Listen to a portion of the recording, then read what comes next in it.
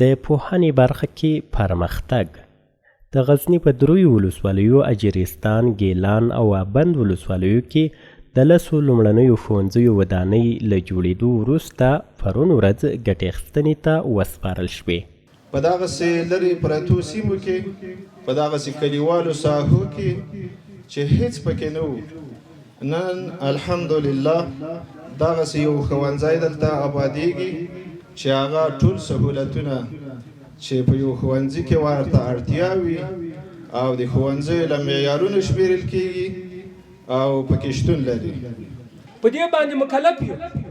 چې موږ تاسې د صحابه کرامو رضی الله تعالی عنهم هغه نقش قدم راځوندی کړو، په هغو باندې ولاړ شو، د علم دپاره سعی و تلاش و کوشش وکړو، علم حاصل کړو، ځکه په علم کې د خداوند متعال جلت عظمته رضا ده. د پوهنې ریاست مسؤلینو ښوونځیو ته ودانۍ جوړول د علم پرمختګ کې یو ستر ګام بولي او وایي ژمن دي چې راتلونکي کې پاتې نورو ښوونځیو ته هم دغه ډول معیاري ودانۍ ورغوي. په دغه موجوده حالت کې د موجوده د امارت دغه نظام امکانات دومره نه دي چې 100% یا په 100 کې 80 دغه ټول مشکلات حل کړي، لکن مشران متحد دي، اخلاص لري،